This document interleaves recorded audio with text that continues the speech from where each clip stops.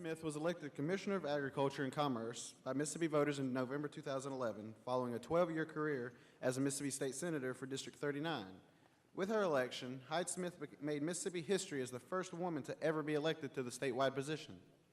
Elected to the Mississippi State Senate in 1999, Hyde Smith quickly became known as a passionate advocate of farmers and ranchers in Mississippi, serving as the chairman of the Agriculture Committee for 8 years and as an influential member of numerous other committees. During her time in office, Hyde Smith authored legislation and supported efforts to promote and protect all facets of the agriculture industry, defending property rights, endorsing right-to-farm legislation, and working to increase country of origin labeling requirements. Also, as a state senator, Hyde Smith earned the highest grade for a strong pro-business and fiscally conservative voting record from the Business and Industry Political Education Committee.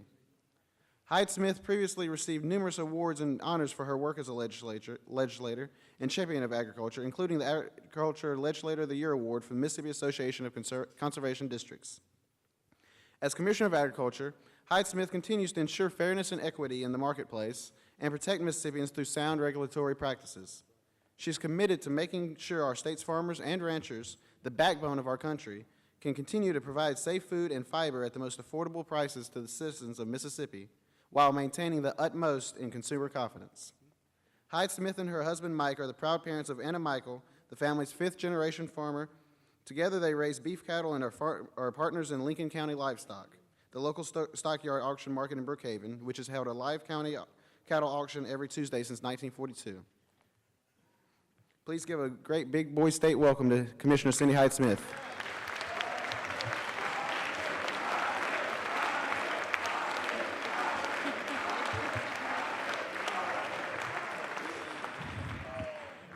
You guys are too much fun. I tell you, I am so glad to see that you're having a good week, and it really is good to be here with you. I enjoy this every year, and one night I was sitting in the chair and I was looking through some YouTube things, and this popped up, Boy State, one year when it was in Starkville, Mississippi State, and I listened to it and I thought, wow, you know, that crowd is just the kind of folks you want to be around, because I could just hear you cheering in the background. And I just commend you for being part of Boy State.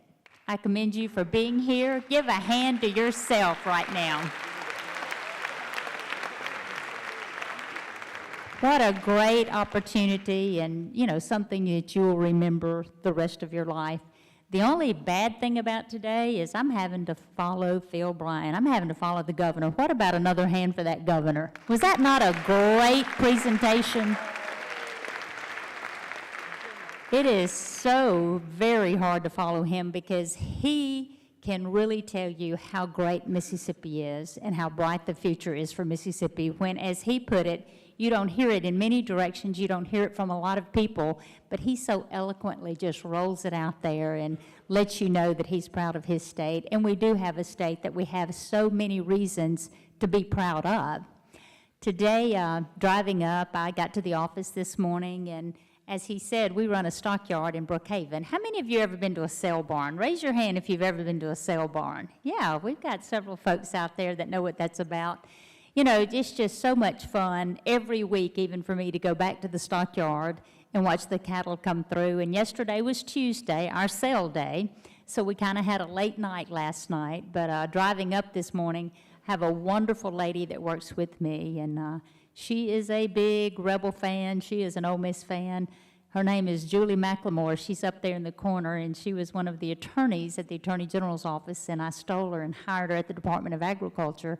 And I think if she had had twins, she's got 2 boys. I think if she had had twins, she'd have named them Hyde and Toddy. But she bleeds red and blue. She great lady to work with. You know, when I speak to you guys, I usually just tell you a little bit about what the Department of Agriculture does and the challenges that we have, because we do have many responsibilities, many facets of statutory requirements that we have to follow, but it is the best job in state government. When I tell you I love what I do, I truly love what I do every day. And there's about 2.8 million people in Mississippi, and it's our job to make sure that the world gets fed. And agriculture is the #1 industry in this state. It's almost an $8 billion industry right here in Mississippi. And we do have a lot of challenges before us. You know, right now we have about 7.4 billion people in this country. In May of 2016, we're about 7.4 billion. And as the governor was saying, do you know how much a billion is? That's 1,000 a million. That's a lot of people. But by 2050, we're going to have about 10 billion people in this country. In the next 50 years, we will have to produce more food, additional food, than we have the last 10,000 years combined to reach that goal and feed this country. I mean, that's a huge challenge. You just think about that. I think we're up to it, but to produce that much more food of what we're doing now. And you know, if we stopped all ag productions right now, if we shut down collecting the produce on the West Coast, if we quit slaughtering cattle, if we stopped all ag production right now, just today's the day it ends, we would have enough food to feed this country for about 30 days, and it would be over. We would not have any more food. So we take our job really serious at the department. The department is mainly a regulatory agency. A lot of people don't realize that we do such things as the gas pumps in the state. We inspect about 87,000 gas pumps per year. The next time you stop and get gas, there's a little sticker on that gas pump, and it's going to have my name on it, because we have to make sure that you get a gallon of gas for the gallon you pay for, and not almost a gallon of gas, that pump is correct. You know, we pull in, you know, you may get $20, $10, but we have to make sure that that pump is calibrated to the point that it is a full gallon. We have a weights and measures division. We calibrate all the scales in the state. You know, you think about the stockyards when you sell your cattle, or timber when you sell your timber, that we calibrate all those scales. But you really don't think about the post office when you weigh your mail, the airport, when we're going on family vacations and you put that luggage up there. It's got a sticker on there that's got my name at the airport as well. At the jewelry store, if you sell your gold and the jeweler puts your gold on a scale, we calibrate those scales. Huge responsibility throughout the state that, you know, most people think of rice, wheat, soybeans, sorghum, and corn and beef cattle as the Department of Agriculture, but we do a lot of other things other than to promote all the commodities grown in Mississippi. We have an ag theft division. We have 9 investigators throughout the state that they investigate nothing but ag theft. If you have cattle stolen, timber stolen, a four-wheeler stolen, scrap metal stolen, we have specific investigators that are trained in enforcing ag theft laws that a lot of people don't realize. We have the Mississippi Coliseum down in Jackson. We're over the entire fairgrounds. There's about 105 acres down there. We're responsible for the state fair. We have to pull that off. The Dixie National Rodeo that I'm sure many of you have been to. We have to schedule all that entertainment, do all the entertainment for each event that comes into the Coliseum. And then in Jackson, we also have the Ag Museum. You may have heard about a fire about a couple years ago that we had at the Ag Museum, but we're over all the Ag Museum area on Lakeland Drive there and taking care of the artifacts and making sure that's a place of destination that, as the governor was talking about 4th graders, that's usually who we get through there, the big school groups of the elementary schools doing tour, and I'm sure many of you have done tours of the Ag Museum. But today, I also want to talk to you about careers in agriculture. A lot of folks say, well, I grew up in Ridgeland, I grew up in Tupelo, I grew up in Gulfport or Ocean Springs, and I didn't really grow up on a farm, but I'm interested in agriculture. And there are plenty of jobs available out there in agriculture. Purdue University just did a recent study that talked about the emerging jobs in agriculture, because think about it, when you have all these people to feed, you know, we're always going to have a job in agriculture possibilities that are there, because we do have the challenges of feeding this country. But, you know, not only do you have farmers out there on the farm, because 2% of the population are actually farmers that are in production, agriculture production. 2% of the population feeds the other 98%. But 100% of the population are consumers, because I don't think I've ever met anyone who did not eat. So we've got 100% of the consumers out there, 2% of the people doing it. But there's other positions in agriculture that folks really don't think about, when they start out on their career path or get the bottom step of that ladder and head up. But you think of all the accountants, the bankers, the ag lending, the financial institutions that keep this country going, and because farmers have to be financed. You think of the weed scientists, the seed scientists, the entomologists, those people that are such a part of making this happen in ag production. You're familiar with the DuPonts, the Monsantos, the Bayer Corporation, Pioneer, all those ag corporations, Cargill, that hire thousands of people each year. So I just encourage you, if you're interested in a career in agriculture, to seek out those opportunities. The fastest growing tourism in this country is agritourism right now. It is that experience on a farm that is fee paid, that you come on the farm to do, to take the tours. You've seen the corn mazes, you've seen, kids going into milking barns on dairies to see how that operates. So it's very vital in this country, the agritourism that we enjoy, that for those who aren't actually on the farm or in the operation of that. But state government is such an amazing process, and I'm so glad you're getting the opportunity to hear from all the state leaders. I hope they're all coming to speak to you, and I know some schedules don't allow. But you look at the Department of Agriculture, you look at the Department of Insurance. I hope Mike Cheney has been here to talk to you about that. But you have so many opportunities to hear these speakers at Boise State. The governor, that's just priceless to, be able to come in here and let the governor give you kind of a state of address, just one-on-one almost, to come in and make these presentations. The state auditor, I've been behind him to speak, the state treasurer. There's so many facets of state government that make this state work, that make it happen. I was in the legislature for 12 years. I was chairman of agriculture for 8 of those years. And just the process of going into session, and I know we've had several in this group that have been pages, and that is a great opportunity. But just the process of going through and making the laws and the challenges there, I love the process. I've always heard there's 2 things that you don't want to see being made, and that's sausage and laws. Neither one of them are real pleasant at times, but it is a great process. And I encourage you, if you have that little bug or that little want to run for public office, I encourage you to do that.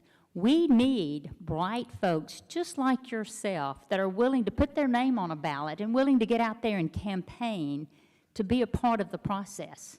I encourage you to do that, and there's not been a more rewarding career, I think, than I could have ever chosen than to going into politics. Sure, we've got the scars on our backs to show that we've been there, but, every job is a J-O-B. It's a job. That's the reason they call it work and not play. But to set your goals and determine your destiny by planning is so very important. And just for the fact that you're in this room and you're participating in this, it tells me that you are goal-oriented. I found, I'm not one to read a speech, and I apologize because I miss so many things, but with me, if it comes up, it comes out, and so I just get up and roll. But some of the things that I wanted to share with you that I was reading this morning on setting your goals, choosing that career, as the governor said, choosing, to have children when you're supposed to have children and not getting the cart before the horse. You don't have to take life the way it comes to you. By converting your dreams into goals and your goals into plans, you can design your life to come to you the way you want it to. You can live your life on purpose instead of by chance. A dream without a goal is just a wish, and it takes as much energy to wish as it does to plan.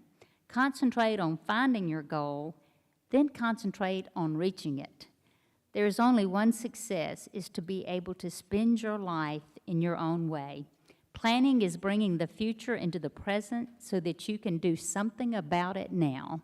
So whether it's medicine, whether it's agriculture, whatever it is that you so decide to choose, life is a path and a journey that we get on whether we want on it or not. And to do the planning, to decide what major you want to major in college, work very hard, because the harder you work, the luckier you get. But to have that dream and to make it a reality, to do what you want to do and not what's dictated to you, you can predict that future and make it yours today. But I cannot tell you how thrilled I am to be here, to be a part of. I get to speak to you, not that you get to listen to me, but I get to speak to you because the people in front of me, you guys are already rock stars. To be here, to participate in this, it says so much about you. It says so much about your character, and it says a lot about your parents, too, as well. Give them credit where credit is due as well. But I'm honored to be here. I'm honored to be a part of this, and I just wish you the most luck, the best success, because you're going to find your way. You're going to make things happen, and, you know, we all go through this thing called youth, and we're all going to make mistakes, but I can tell you, they're not going to be fatal mistakes. They're going to be things that you learn from, and always remember, it's normal. To make those mistakes is just a normal part of living, and it's going to happen. But to be a part of this, to try to be a part of a great state and your plan to make it better and to participate and be a producing citizen of this state, be a part of something that is much bigger than yourself, you know, that is so encouraging. And I know we just got out of school and the summer's about to begin, and you know, there's so many new things, and May is just my favorite month. I hate that May is ending because it's just, I love the temperature. It's always that, you know, we got out of school this month feeling that you've always had. It also happens to be my birthday. But May is such a good time because normally when you take that tassel and you turn it at the other side of that cap, you know, that's a milestone, and normally that takes place in May as well. So I hope you enjoy your time at Boys State. I hope you enjoy this great May weather. It is a little warm, but I do want to encourage you to just to dream and follow those dreams and work hard enough to develop a plan to make those dreams reality. And I am glad that I got to talk to you a little bit about agriculture today because it is a fascinating process. And if you've been to the Delta and you've smelled that dirt being plowed and the process that starts there, it's all about new life and new beginnings to get that crop in, and a lot of challenges there. You know, I always think back to the Dodge commercial during the Super Bowl that, and that's why God made a farmer. Make a friend with a farmer because they truly are the salt of the earth, and they are folks that you can learn a lot from. So thank you for letting me be here today, and I think we're going to take questions.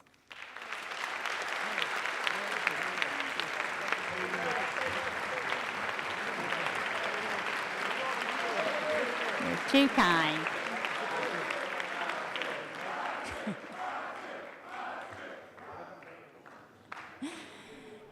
I love this group. You're just too kind. Do we have any questions?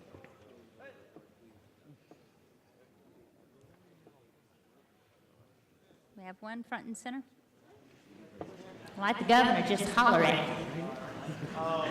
What inspired, my name is Sarah Gray, I'm from the Agri City. What inspired you most to get involved in state politics?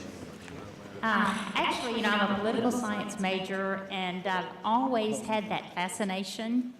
I was a lobbyist before I ran for state office. I lobbied Capitol Hill. I had an office in San Francisco, and I had an office in D.C., and I think it's just that innate being that we all have. You've just got to pull out what that desire in your heart is, and that was just the desire that God put in my heart because I enjoyed it, and I wanted to make a difference.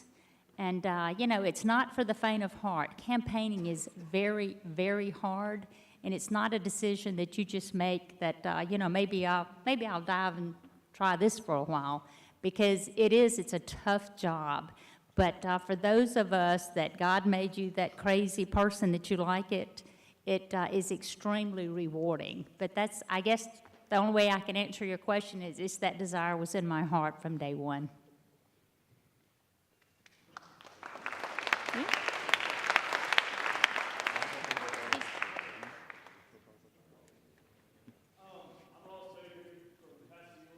Jackson County.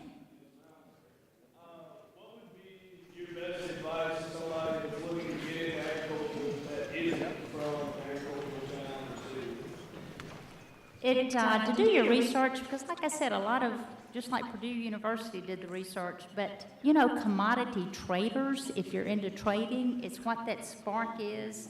If you have that personality that you like to talk to people, feed, seed, fertilizer salesmen, they make very good money getting out there, and you're with the people you want to be around. So if you're interested in the actual row crop itself, or I want to buy some cows, I want to get started, USDA has a lot of programs that help you with that first step of getting there. If you don't own land, you have to buy land or lease land. But there's a lot of land available for lease, and a lot of farmers lease their land.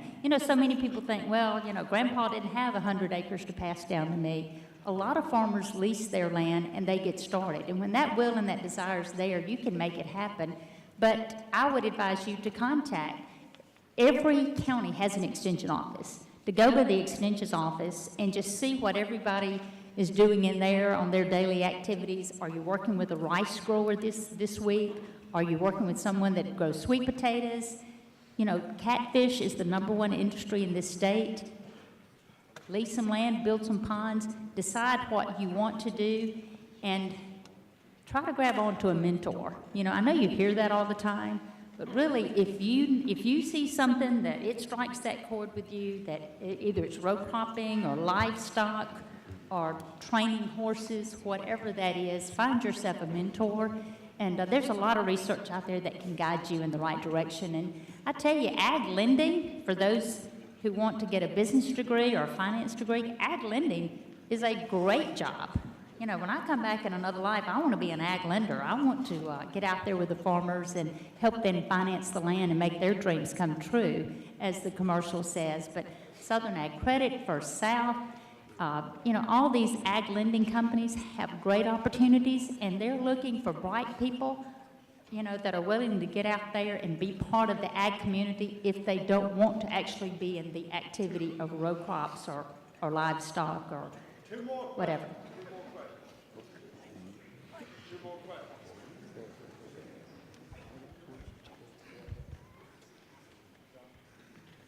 My name is Alex Patterson, and I go to Pearl River Central High School.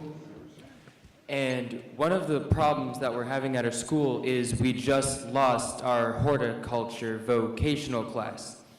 And vocational classes are proven to higher graduation rates.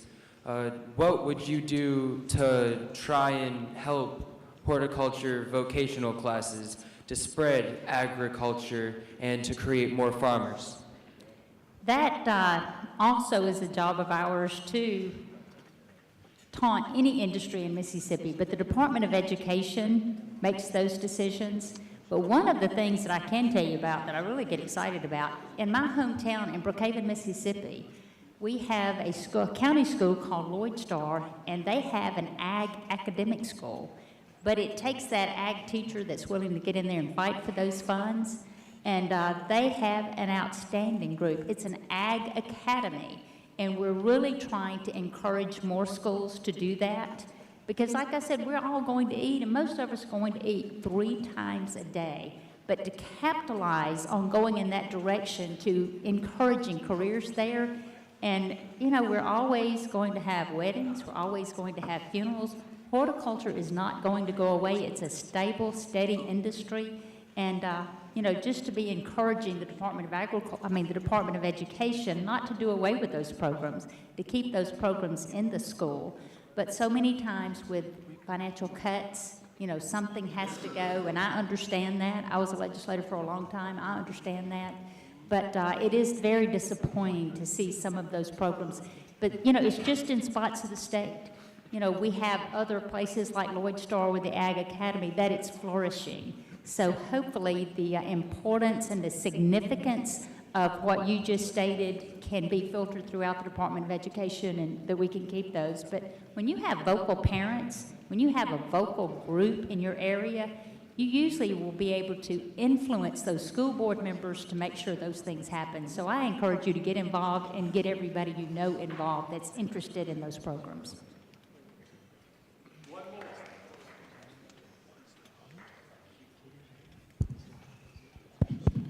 Hello, my name is Jackson Winton. I'm from Columbus, Mississippi. And I was going to ask you, as a woman candidate from Mississippi, did you face any obstacles in your campaign to your office that are specific to your gender? Boy, we can talk a long time about that one.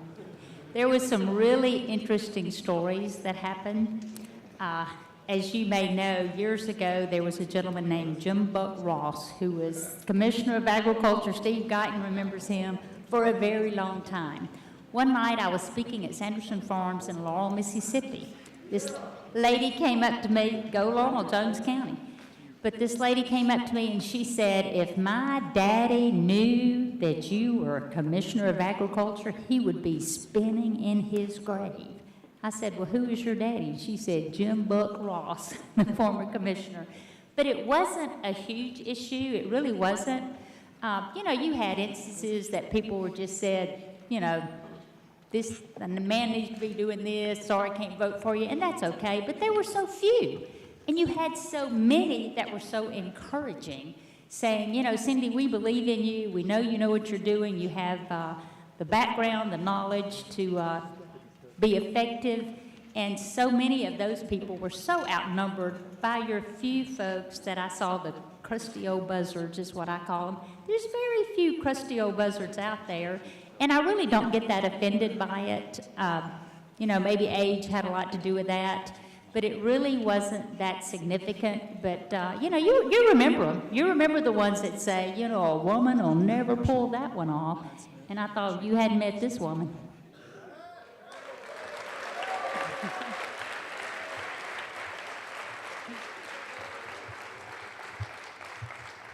Thank y'all so much. I truly am honored.